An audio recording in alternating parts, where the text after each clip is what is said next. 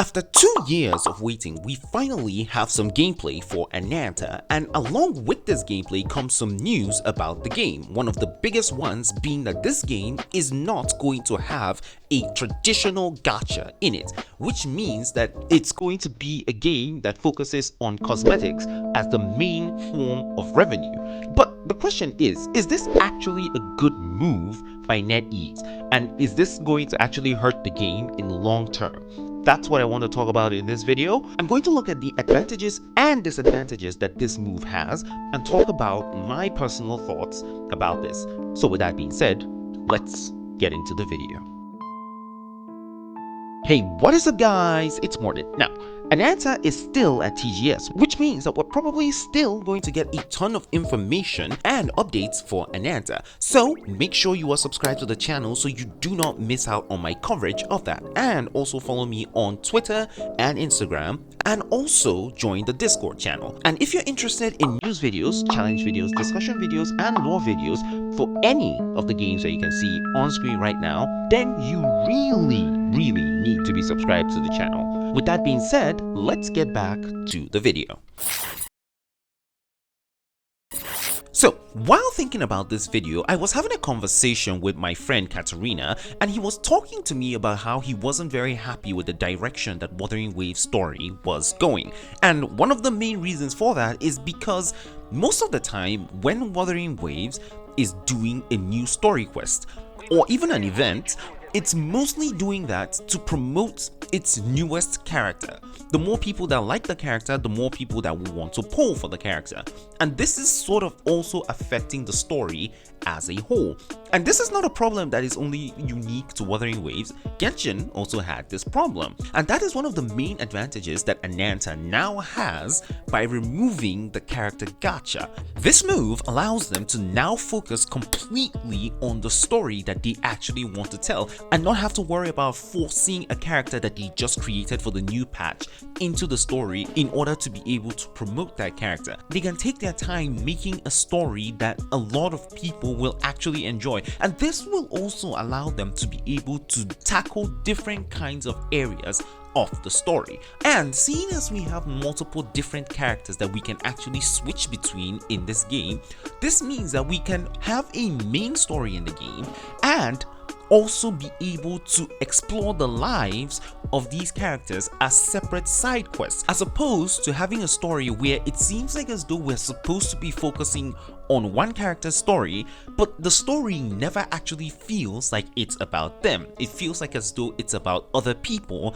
and we're just there observing. It's one of the main problems that Genshin and Wuthering Waves had. Now, I'm not saying that Genshin and Wuthering Waves have bad stories. They do in fact have good stories.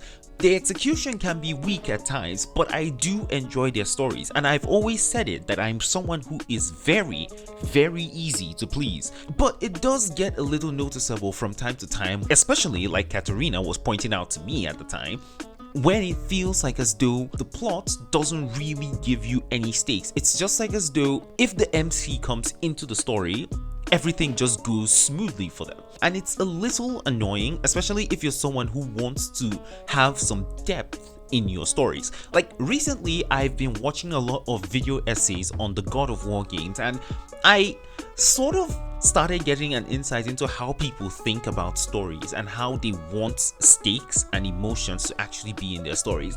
And I actually kind of agree. And when I look at these games, while it is there, I feel that it can be better.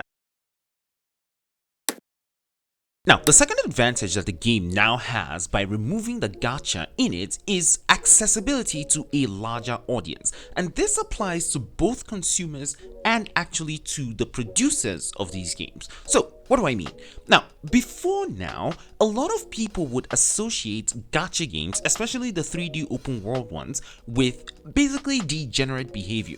These are only games for people who want to be collecting anime waifus instead of actually getting a job and doing something else with their lives. That's basically what a lot of people think about it. Another thing that a lot of people would think about it is that these are games for people who just do not care about money, or they don't have priorities over their money, because if they did, they would not be spending their money every single month on trying to get a new character.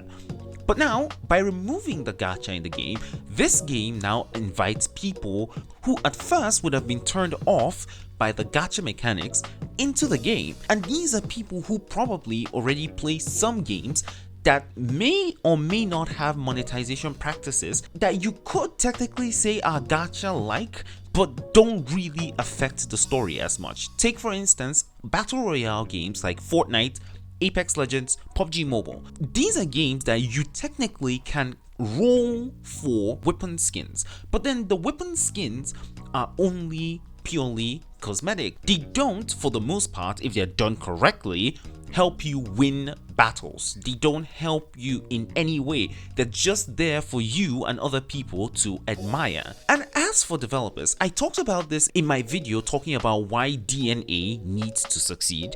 But when developers actually see that it is possible for them to make a game and not have to worry about people maybe writing off their game because they think that it's a gacha game that is made only for degenerates and it's a predatory game and a lot of people should not actually try the game, then it invites a lot more developers to actually come into the space and actually try to make different kinds of games that people would enjoy. Like, we don't have to always have 3D open world gacha games in the gacha space. We can have other kinds of games in here and it will still be fine.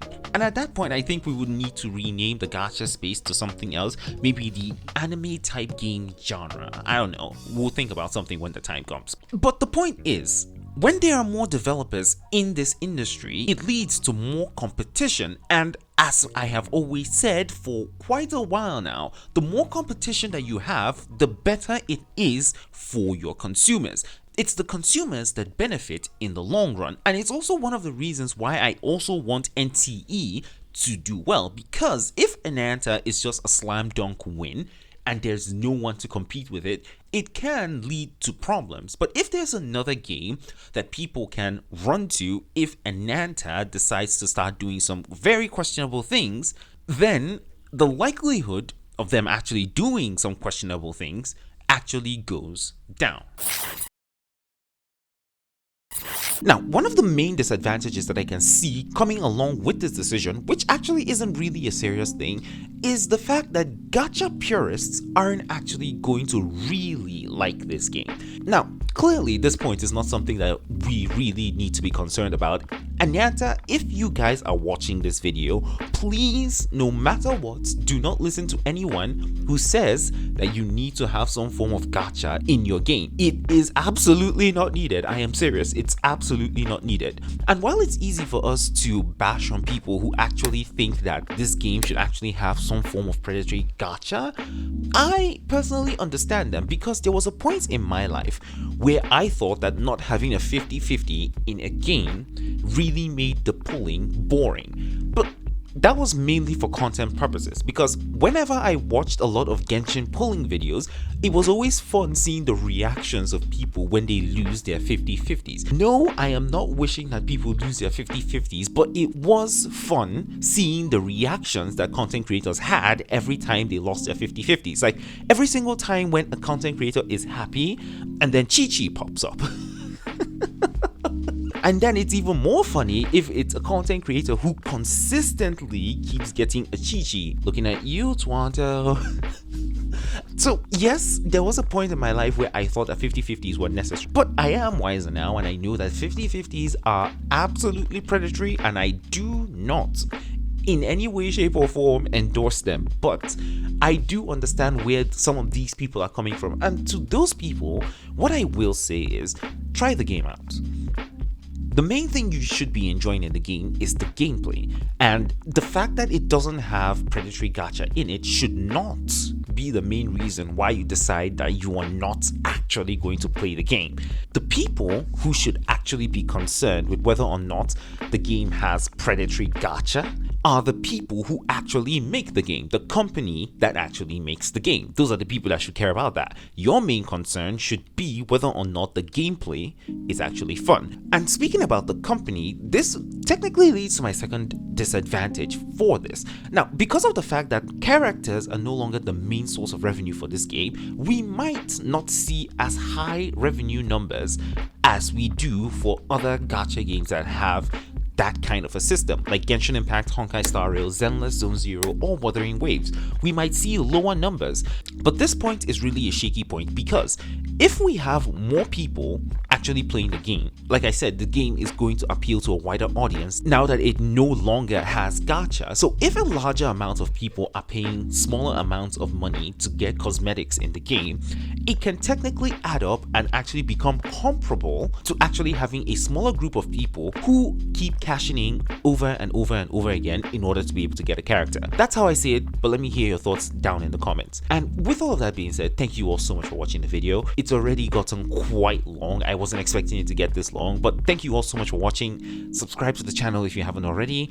I still have the Ananta versus NTE video coming up. I decided not to upload it immediately because I wanted to wait to see what NTE was going to show us at TGS before I do my comparison.